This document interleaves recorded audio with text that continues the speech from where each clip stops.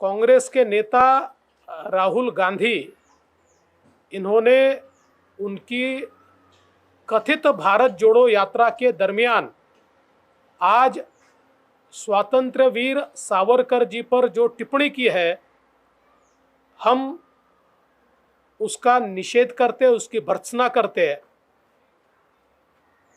लगातार राहुल गांधी सावरकर जी को अपमानित करते आए हैं।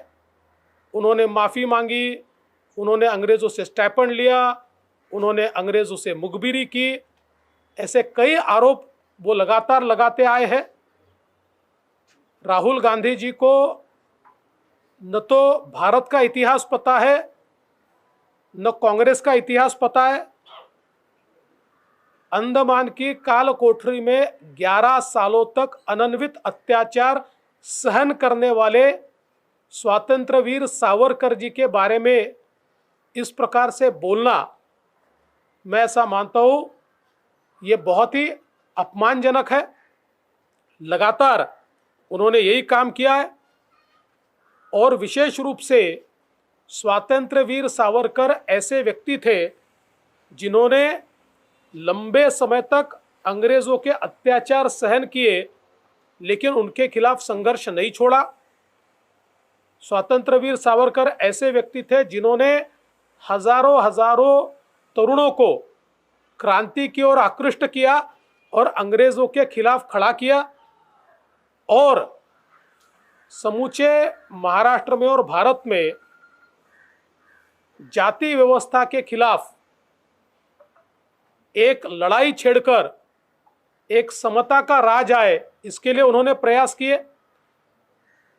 ऐसे एक देश के सपूत के बारे में इस प्रकार से वो बोलते हैं, तो मैं ऐसा मानता हूं, इससे उनकी समझ कितनी है यही दुनिया के सामने आता है।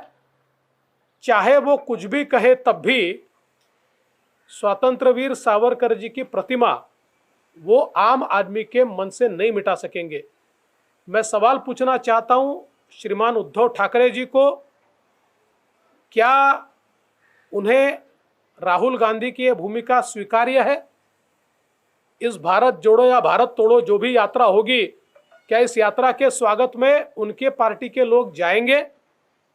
क्या स्वागत करके सावरकर जी के खिलाफ राहुल गांधी के इन शब्दों को एक प्रकार से प्रतिपादित करने का काम क्या उद्धव जी की पार्टी के लोग करेंगे, या फिर उद्धव जी हिम्मत दिखाकर राहुल गांधी की भर्त्सना करेंगे?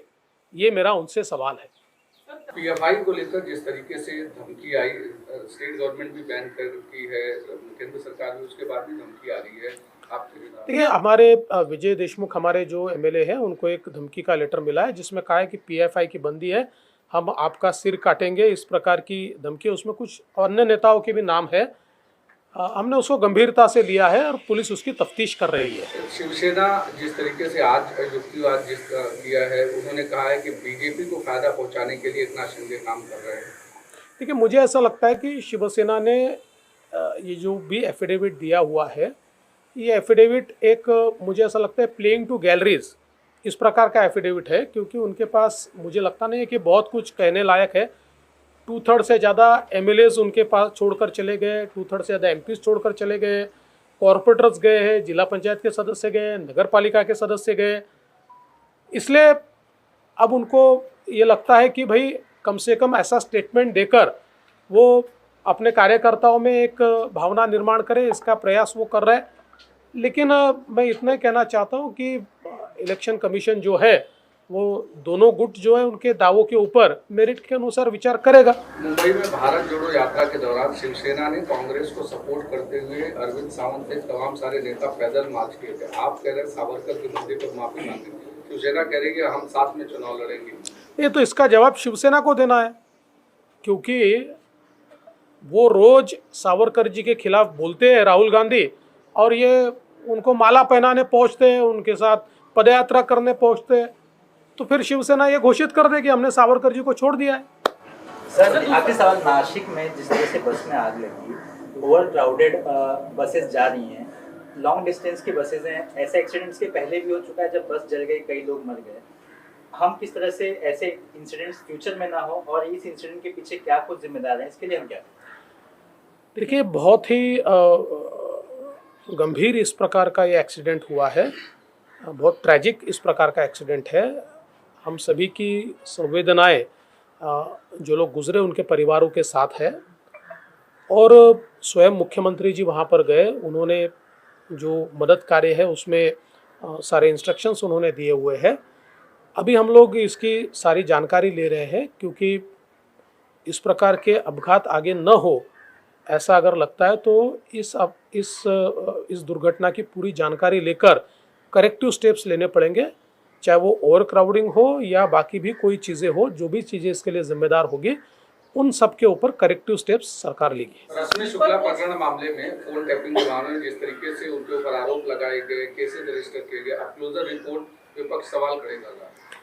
देखिए, महाराष्ट्र में पहली बार ऐसा हुआ कि संजय पांडे जो तत्कालीन आयुक्त भी थे और बाद में डीजी भी थे, उनको एक प्रकार से सुपारी देकर, उनको एक प्रकार से जिम्मेदारी देकर और पुलिस अफसरों को फंसाने का प्रयास हुआ।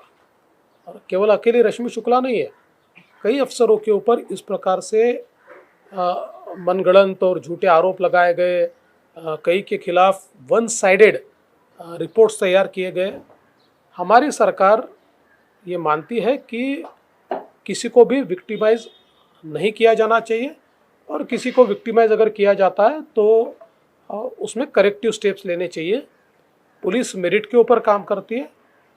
इन सारे मामलों में जहां पर कोई भी एविडेंस नहीं है, ऐसी जगह पुलिस ने क्लोजर रिपोर्ट फाइल किया है। सर, उनके खिलाफ मुंबई में भी मामला दर्ज है, पुणे में भी मामला दर्ज है। पुणे के मामले में क्लोजर रिपोर्ट है, तो क्या मुंबई का भी मामला इसी तरह से फेक था, क्योंकि उसमें चार्जशीट भी फाइल हो चुकी है? देखिए, वो मामला अभी कोर्ट में है, उसमें सरकार ने अपनी भूमिका रखी है, जल्दी आपके सामने आ जाएगी। औरंगाबाद में आज शरद पवार एनसीपी ने एक मीटिंग रखी है, खास करके जो शिवसेना टूटी है उसके गैप को फिल करने के लिए एनसीपी कोशिश कर रही है।